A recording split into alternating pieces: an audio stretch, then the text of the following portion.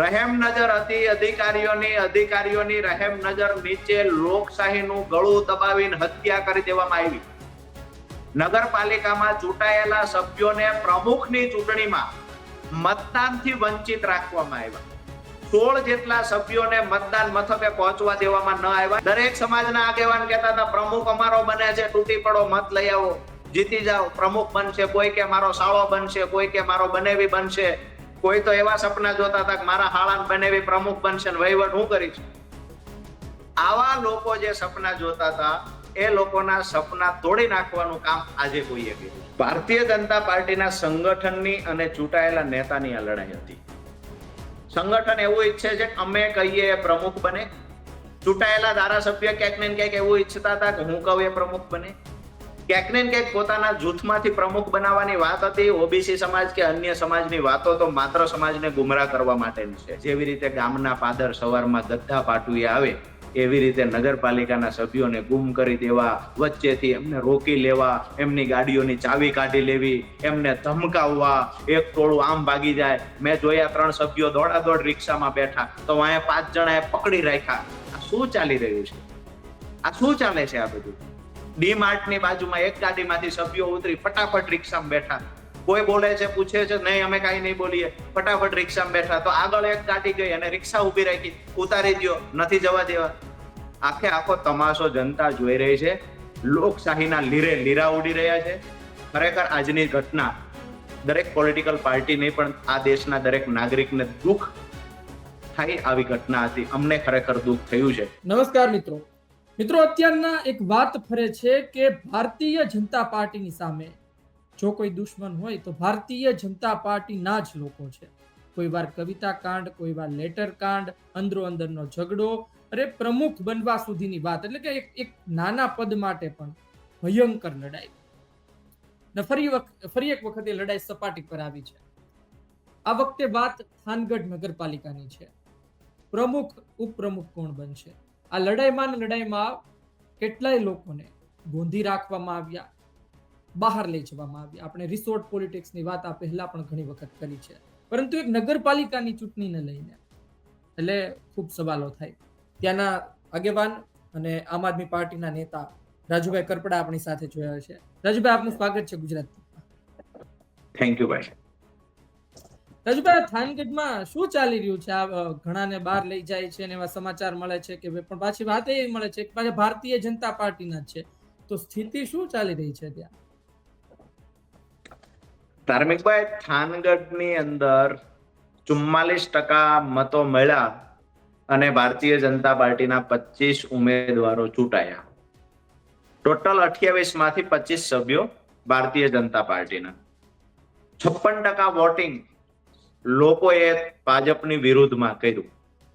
પરંતુ ક્યાંક ને ક્યાંક અલગ અલગ પાર્ટીઓમાં મતોનું વિભાજન થયું, જેના કારણે ભાજપને ફાયદો થયો.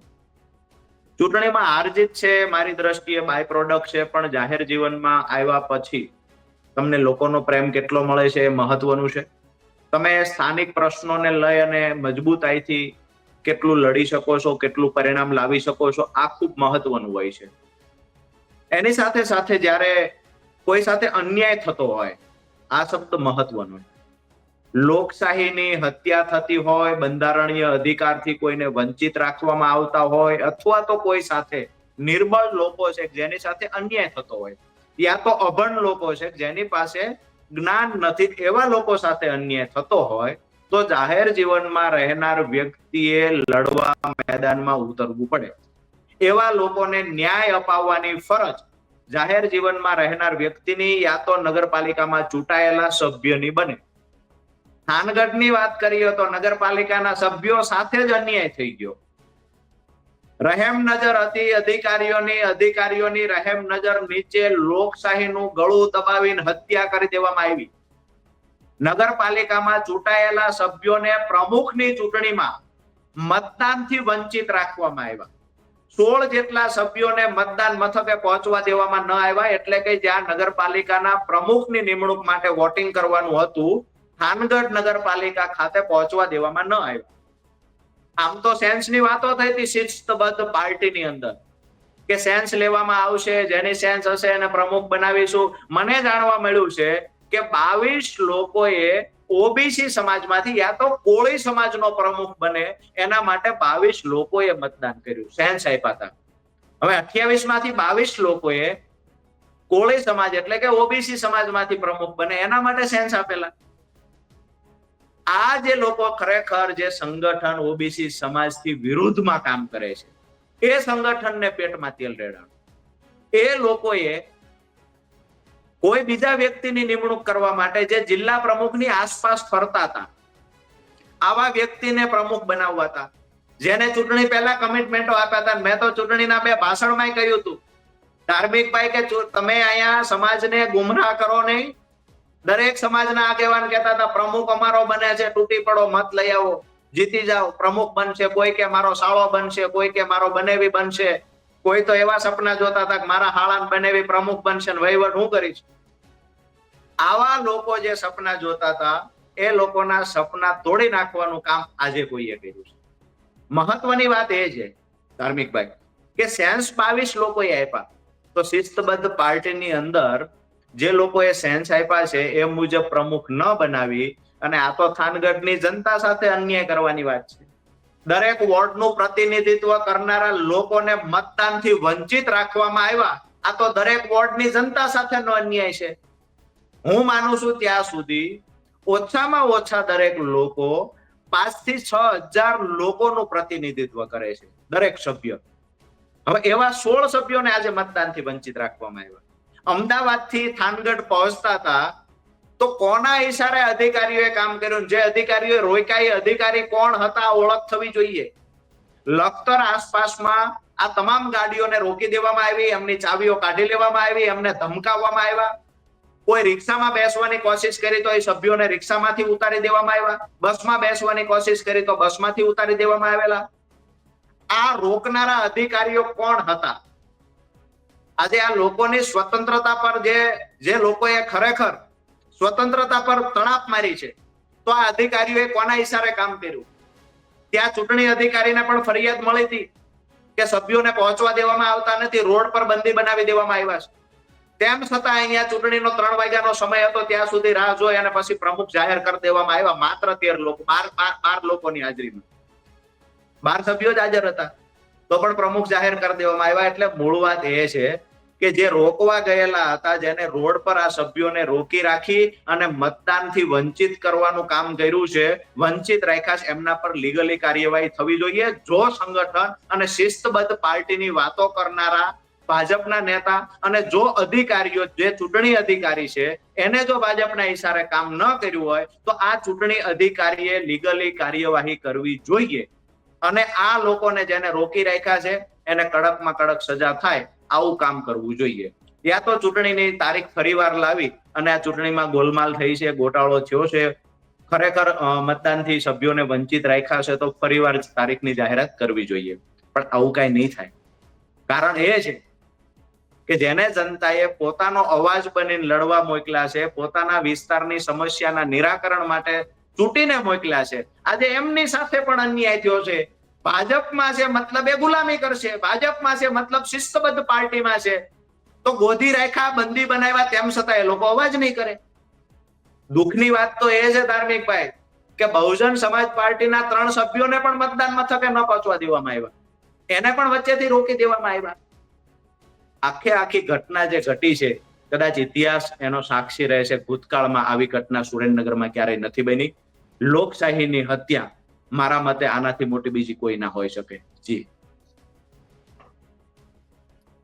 મને આમાં સમજાતું નથી કે વિપક્ષનો એટલો ખોફ છે કે જે પ્રમુખની વાત ચાલતી હતી એ પ્રમુખ આની સામે નહીં ચાલે એવું વિચારીને અન્ય વ્યક્તિને મૂકવામાં આવ્યો, કે પછી ભારતીય જનતા પાર્ટીનું કોઈ નવું જ સમીકરણ છે?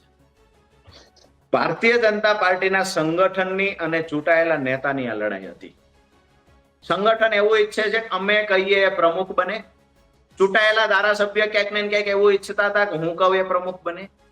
ક્યાંક ને ક્યાંક પોતાના જૂથમાંથી પ્રમુખ બનાવવાની વાત હતી. ઓબીસી સમાજ કે અન્ય સમાજની વાતો તો માત્ર સમાજને ગુમરાહ કરવા માટેની છે.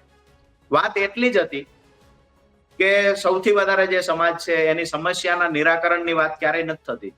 આજે થાનગઢમાં જે પ્રાથમિક સુવિધાઓ ન મળવાથી લોકો પીડાઈ રહ્યા છે, મહિલાઓ પીડાઈ રહી છે, એ મુદ્દાની વાત નથી થતી. ચૂંટણીના 18મો દિવસ છે, રિઝલ્ટ આવી ગયું. થાનગઢના વિકાસના કામ કરવાની વાત નથી થતી. કયા વિસ્તારમાં કઈ સમસ્યા છે એનું લિસ્ટ બનાવવાની વાત નથી. સત્તા ભૂખા અમુક લોકો જે છે, આવડી મોટી જે લડાઈ કરે છે પોતાની પાર્ટીમાં, શેના માટેની લડાઈ છે ધાર્મિકભાઈ? લડાઈ સત્તા મેળવવા માટે છે, ભ્રષ્ટાચાર કરવા માટે છે, ખુરશી માટેની લડાઈ છે. અમારી આ લડાઈ નથી. અમે આંદોલનમાંથી આવેલા લોકો છીએ. અમે આજ પણ કહીએ છીએ અને ભવિષ્યમાં એ જ વાત કહીશું કે સત્તા છે એ બાય પ્રોડક્ટ છે. લોકોના હિતમાં કામ કરવા આ જાહેર જીવનમાં રહેનાર વ્યક્તિ અથવા તો કોઈ પોલિટિકલી પાર્ટીનું કામ હોઈ શકે.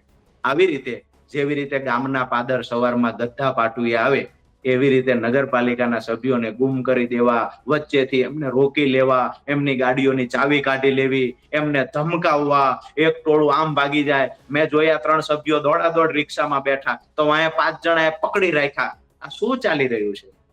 આ શું ચાલે છે? આ બધું ડીમાર્ટની બાજુમાં એક ગાડીમાંથી સભ્યો ઉતરી ફટાફટ રિક્ષામાં બેઠા.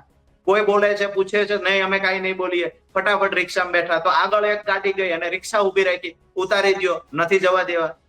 આખે આખો તમાશો જનતા જોઈ રહી છે. લોકશાહીના લીરે લીરા ઉડી રહ્યા છે. ખરેખર આજની ઘટના દરેક પોલિટિકલ પાર્ટી નહીં પણ આ દેશના દરેક નાગરિકને દુઃખ થાય આવી ઘટના હતી. અમને ખરેખર દુઃખ થયું છે. વિષય એ છે જેની પણ પ્રમુખ તરીકે વરણી થવી હોય એ થાય. થાનગઢના વિકાસ માટે ઝડપથી કામની શરૂઆત કરો. લોકોએ અમને 25% જેટલા મત આપ્યા છે. પહેલી વાર ચૂંટણી લડ્યા છે. અમે રૂપિયા નથી આપ્યા, અમે નશાકારક પદાર્થો નથી આપ્યા, અમે કોઈને ધમકાવ્યા નથી. તેમ છતાંય 25% મત પહેલી વખત ચૂંટણી આમ આદમી પાર્ટી લડી અને થાનગઢની જનતાએ મત આપ્યા છે. એના માટે અમે આભાર તો માનીએ છીએ, પણ એક વિપક્ષની ભૂમિકા અદા કરવામાં અમે ક્યારેય કચાશ નહીં છોડીએ. આ પણ ગુજરાત તકના માધ્યમથી ખાતરી આપીએ છીએ.